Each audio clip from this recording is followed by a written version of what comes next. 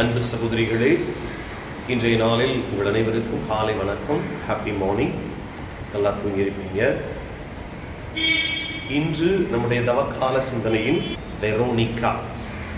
Veronica விவிலியத்தில் சொல்லப்படாத பெயரில்லாத ஒரு நபர் இந்த வெரோனிகா. இப்போ வரலாற்றையும் பாரம்பரியத்தையும் நம்முடைய தொடக்க கால திருச்சபை தந்தையர்களுடைய வார்த்தைகளையும் பார்த்தால் வெரோனிகா என்பது ஒரு காரண பெயர்.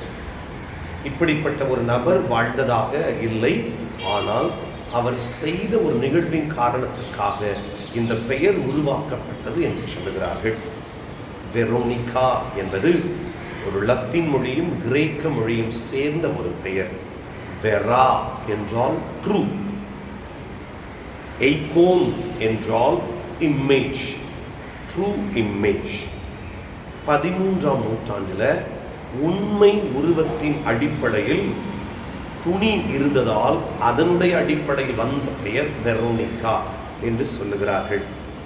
காரண பெயர். அன்பு சகோதரிகளே,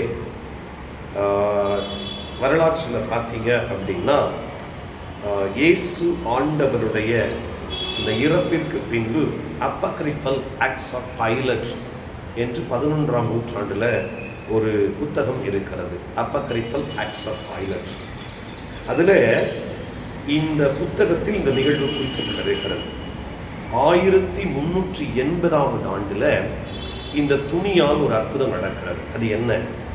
மெதுமெதுவாக இந்த துணியில் இயேசுவின் முகம் வெளிப்பட அதை அழகாக அவர்கள் வைத்திருக்கிறார்கள். இந்த நேரத்தில் திபேரியஸ் என்ற ரோமை அரசனுக்கு உடல்நலம் சரியில்லாமல் போக இந்த துணியை வைத்து அவர் குணப்படுத்தப்பட்டார் என்பதே வரலாறு. இதை நாம் நன்றாக பார்க்க வேண்டும் என்றால் மிக அழகாக புரிந்து கொள்ள வேண்டும். இந்த வெரோனிகா என்ற பெண் இல்லை என்றாலும் அவரிடமிருந்து கற்றுக்கொள்ள வேண்டிய ஒரு பாடத்தை எவ்சோபியஸ் என்ற திருச்சபை தந்தை சொல்லுகிறார். டெஸ்பரேட் அண்ட் டிட்டர்மினேஷன் என்று சொல்லுகிறார். Desperate and determination.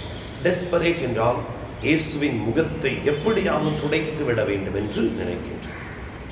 அதே நேரத்தில் டிட்டர்மினேஷன் என்றால் என்னானாலும் சரி, என்னுடைய பர்பஸ், என்னுடைய குறிக்கோளில் நான் தெளிவாக இருக்கிறேன் என்று நமக்கு கற்றுத்தருபவர் இந்த வெரோனிகா. அன்பு சகோதரிகளே, இன்னொரு பாரம்பரியம் சொல்லுகிறது, இந்த வெரோனிகா என்பவர் தான் இயேசுவின் ஆடையை தொட்டு சுகம் பெற்றவர் என்றும் சொல்லுகிறார்கள். அந்த வகையில் வெரோனிகா ஆடையை தொட்டார். இப்பொழுது ஆடையால் இயேசுவை தொட்டு தன்னுடைய வாழ்க்கையில் மிகப்பெரிய அற்புதத்தை வெளிப்படுத்தினார். God bless you. கருணையும் இரக்கமும் கொண்ட இறைவா, உம்முடைய சிலுவை பாதையில் உமக்கு உதவி செய்த தைரியமான பெண் வெரோனிகாவை போல நாங்களும் அன்பும் கருணையும் கொண்டவர்களாக இருக்க உமது அருள் தாரும். இயேசுவின் முகத்தில் இருந்த வியர்வையையும் இரத்தத்தையும் துடைத்த அந்த அன்பு மனதை எங்களுக்கு அளித்தருளும். துன்பத்தில் இருப்பவர்களுக்கு உதவுகிற இரக்கமுள்ள இதயத்தை எங்களுக்கு தாரும்.